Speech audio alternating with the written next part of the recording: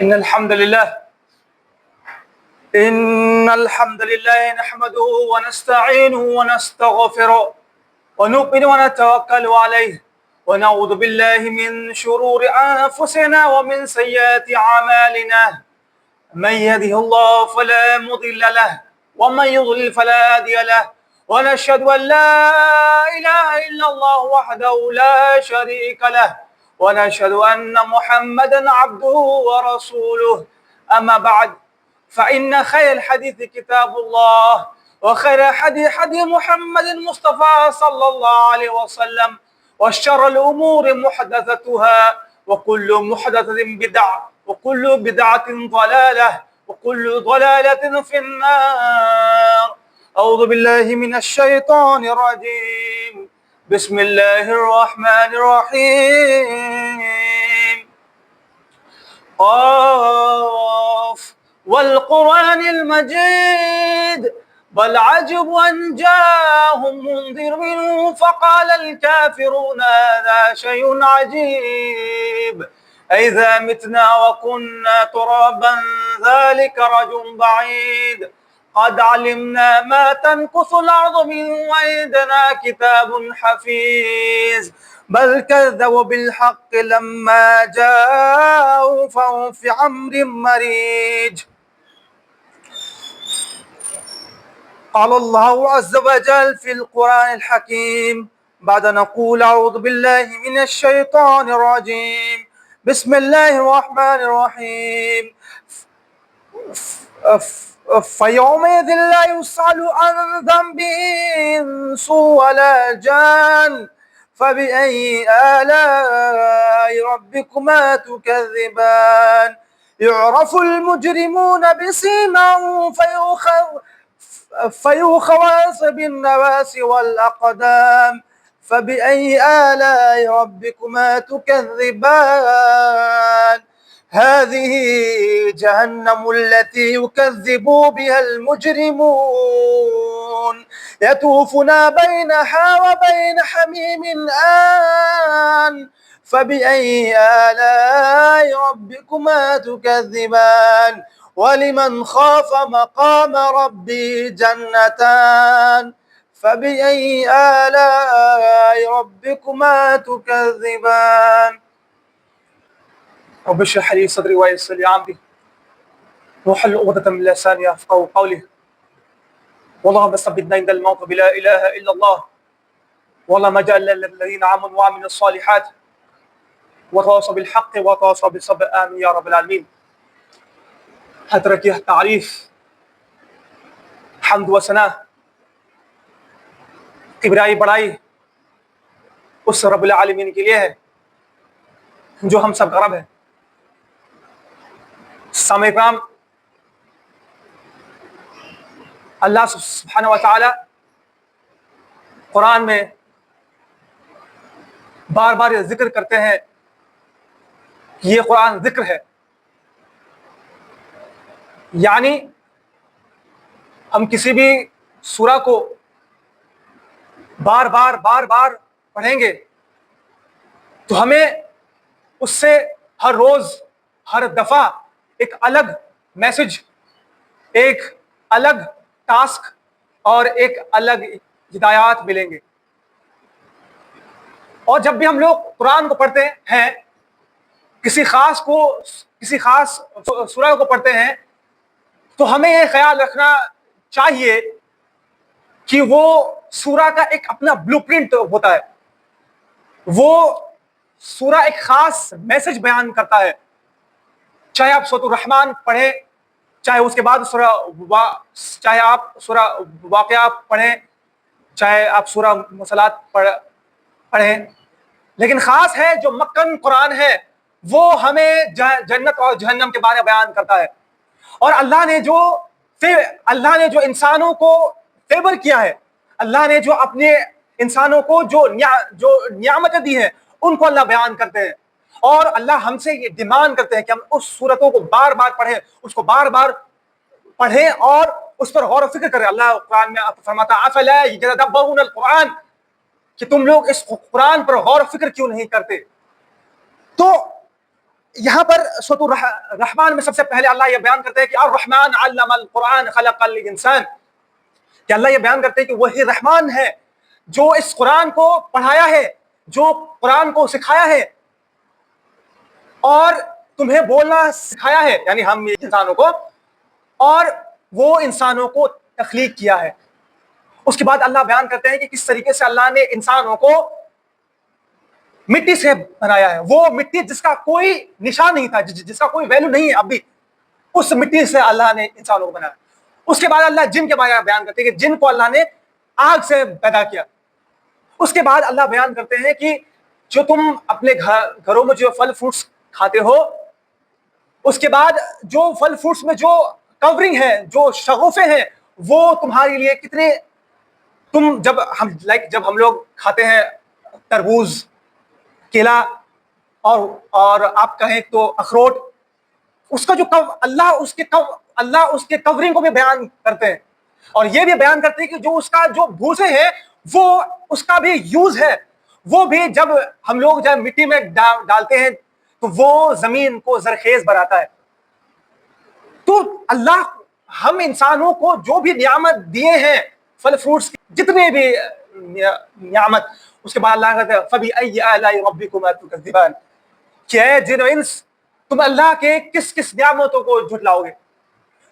اور اس کے بعد ہی اللہ بیان کرتے ہیں کہ جو نعمت اس سورۃ الرحمن میں بیان کی گئی ہے اور جو پورے قرآن میں جو نعمتیں بیان کی گئی ہے، اس کے بعد اس نعمت کو جو انسان غور فکر نہیں کرے گا، اس نعمت کا جو شکر نہیں کرے گا، تو اس کے لیے کیا ہے؟ اس کے لیے عذاب ہے۔ اللہ کیا کہتے ہیں کہ اس دن کسی انسان کو اس کے گناہوں کے پرکش نہ کی جائے گی، بس تم اپنے پروردگار کی کس کس نعمتوں کو جھٹلاؤ گے۔ گناہگار صرف اس کے حلیے سے پہچان لیے جائیں گے اور ان کے پیشانیوں کے بال اور قدم پکڑ کر انہیں کھینچ لیا جائے گا۔ یعنی اللہ یہ بیان جہنم کے بارے کی جا رہی ہے کہ جو انسان اللہ کو پہچان کر اللہ کے اتنے بڑے نعمت جو ہمیں دیا گیا اس کو درکنار کر کے جو انسان شرک کرے، جو انسان گناہ کا کام کرے، جو انسان روگردانی کرے، جو انسان جہنم کو جھٹلائے، تو اللہ کہتے ہیں کہ اس قیامت کے دن تمہیں یہ نہیں کہا جائے گا کہ تم گناہ گار ہو یا نہیں، تم یہ گناہ کام کیے تھے کہ نہیں، تم یہ شرک کیے تھے کہ نہیں، تم یہ بدعت کیے تھے کہ نہیں، تم کسی پر ظلم کیے تھے کہ نہیں، تم کسی ناحق انسانوں پر ان کا حق مارے تھے کہ نہیں، یہ نہیں پوچھا جائے گا۔ اللہ کہتے ہیں کہ ان کے ولیے سے، ان کے باہری اپیرنس سے ہی پہچان لیا جا کہ یہ انسان گناہگار ہے۔ اور اللہ یہ کہتے ہیں کہ اس گناہگار کو کیسے پکڑا جائے گا؟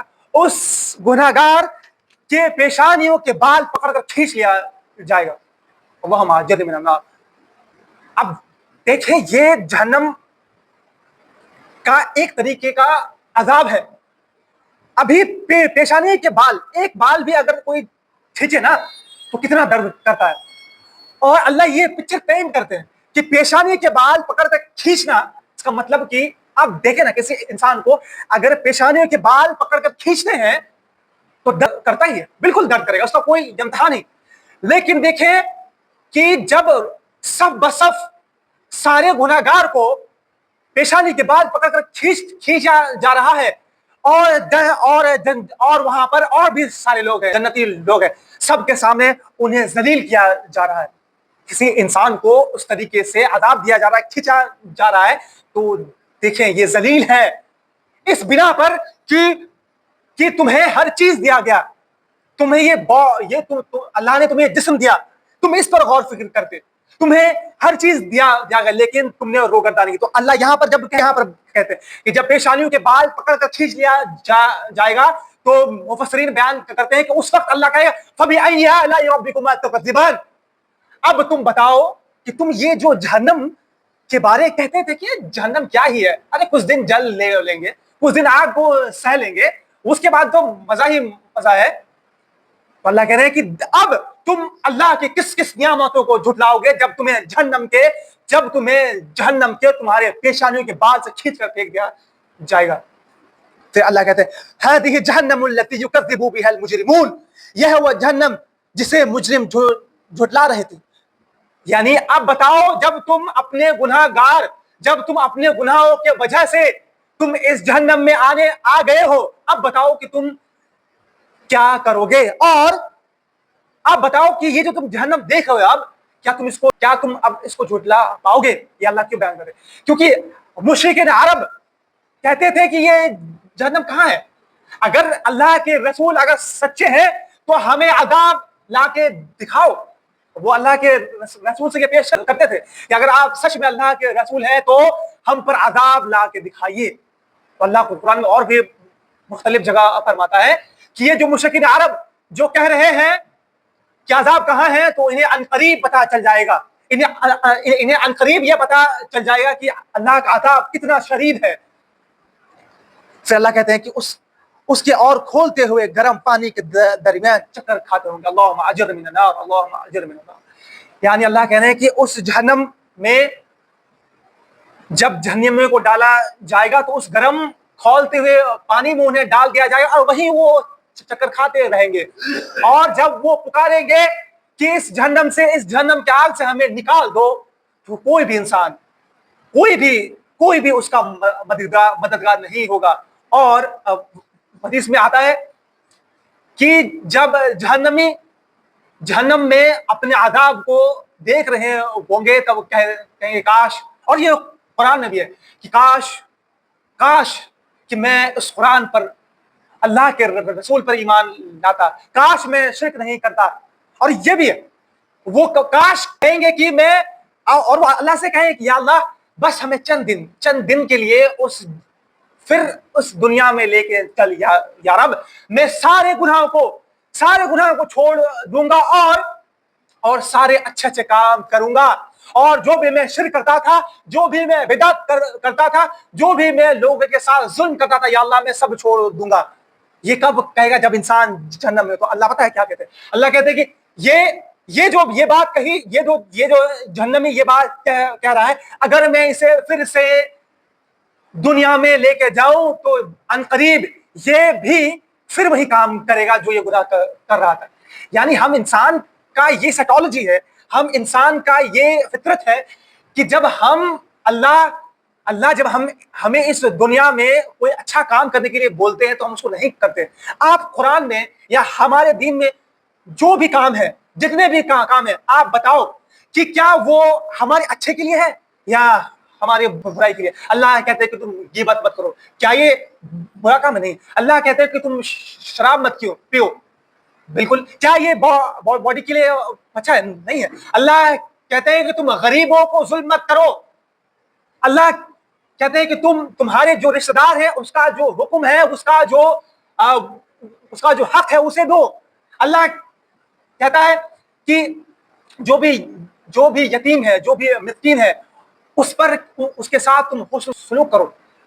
اور مطلب کیا بتائیں، جتنے بھی اچھے چیز جو بھی سوسائٹی میں ریفارم کرنے کی چیز ہوتی ہے وہ اللہ بیان کرتے ہیں۔ اور اللہ یہ بھی کہتے ہیں کہ تمہارے پاس جو بھی مال ہے، دولت ہے، وہ صرف تم نہیں یوز کرو گے، تم اسے غریبوں پر بھی خرچ ہوگے۔ کیا کوئی رول کسی انسانوں کو اپنے مال جس سے وہ سب سے زیادہ پیار کرتا ہے، کیا کوئی بھی چیز یا کوئی بھی رول انسانوں کو ایمفیسائز کر سکتا ہے کہ ہم اس کو اور لوگوں کے ساتھ بانٹیں گے؟ اگر ہمارے پاس کچھ چند پیسے آ جائے تو ہم بالکل نہیں سوچیں گے کہ کسی اور کے ساتھ بانٹا جائے۔ لیکن یہ دین، یہ قرآن، اللہ ہم انسپائر کرتا ہے کہ صرف ہم اس دنیا میں خود کے لیے نہیں جئیں گے، ہم اور بھی لوگوں کے لیے جئیں گے، اور دنیا کو ایسا بہترین رہنے کے لائق جگہ بنائیں گے جہاں پر اونچ نیچ، کالا گورا، امیر غریب، کچھ اور انصاف بے انصاف، ہر چیز کو ایکولی ٹریٹ کریں گے۔ تو اللہ یہ جہنم کے بارے فرماتے ہیں۔ پھر اللہ کہتے ہیں کہ وَلِمَنْ خَافَ مَقَامَ رَبِّهِ جَنَّتَانِ، کہ اس شخص کے لیے جو اپنے رب کے سامنے کھڑے ہونے سے ڈر گیا، ان کے لیے 2 جنتیں ہیں۔ اللہ کہتے ہیں فَبِأَيِّ آلَاءِ رَبِّكُمَا تُكَذِّبَانِ، اب بتاؤ تم اپنے پروردگار کی کس نعمتوں کو جو جھٹلاؤ گے؟ یعنی یہ سب سننے کے بعد، جہنم کی ہولناکی سننے کے بعد، جو انسان اللہ کے سامنے کھڑے ہونے سے ڈر گیا، اللہ کہتے ہیں کہ اس کے لیے جنت نہیں ہے، اس کے لیے 2 جنت ہیں۔ اور اللہ کے رسول نے فرمایا کہ جنت کا باغ جو ہے نا، اگر اس کے پیڑ کے بارے ہم اگر ذکر کریں تو سالوں کی مسافت ہو جائیں گے، لیکن ایک پیڑ کا مسافت ختم نہیں ہوگا.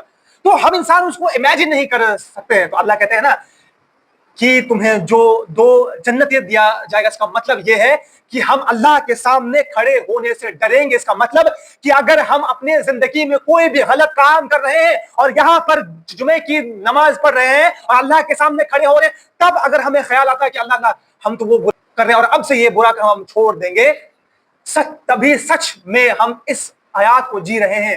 اگر ہم سارے برا کام کر رہے ہیں، ہم سب کے اوپر ظلم کر رہے ہیں، ہم جو اللہ نے ہمیں جس چیز کو بچنے کے لیے کہا ہے، دیکھیے گناہ وہ ہے جو ہمارے جو نفس ہے وہ بیان کرے. کوئی بھی انسان کوئی بھی گناہ کرتا ہے نا، اس کے اندر سے خود ہی آواز آ جاتا ہے کہ اچھا یہ ہم گناہ کام کر رہے ہیں. یعنی اس گناہ کو اللہ کے سامنے ہم لوگ تسلیم کر پائیں اور سچ میں اللہ سے ڈرے. یہ اصل ہے وَلِمَنْ خَافَ مَقَامَ رَبِّهِ جنتان. ایسے لوگ کے لیے 2 جنتیں ہیں. لیکن ہم کتنا بھی نماز پڑھتے رہ جائیں، یہاں تک کہ ہم گھنٹوں تہجد پڑھتے رہ جائیں، اگر ہمارے گناہوں کو ہمیں محسوس نہیں ہوتا ہے کہ ہم یہ کر رہے ہیں، تو ہم سچ میں ہم اللہ سے جو ڈرنا چاہیے ہم نہیں ڈر رہے. صحابہ اکرام رضی اللہ اجمعین اللہ کے نزدیک والسابقون والسابقون اولئک المقربین اس لیے تھے کہ وہ اپنے زندگی میں چھوٹی سی بھی غلطیاں کرتے تھے نا تو اللہ کے سامنے گر گراتے تھے اور ان کو محسوس کرتے تھے کہ یا اللہ میں ایک غلط کام ہو گئی، یا اللہ مجھے معاف کر دے. لیکن ہم لوگ بے شمار گناہ کرتے ہیں لیکن ہمیں وہ چیز محسوس نہیں ہوتا ہے. لیکن اگر ہم صحیح میں غور و فکر کریں گے تو انشاءاللہ ہمیں بھی یہ محسوس ہوگا. اور آخر میں اللہ سے دعا کہ یا رب العالمین ہمیں اپنے گناہوں کو جو ہم اپنے زندگی میں کرتے ہیں، یا اللہ اس پر دلالت اور اس پر معافی مانگنے کی توفیق عطا فرما. یا رب ہم سب گناہگار بندے، ہم سب کے گناہوں کو معاف فرما. بارک اللہ ولکم فی القرآن الحکیم ونفعنا بالآیات والذکر الحکیم. السلام علیکم ورحمۃ اللہ وبرکاتہ.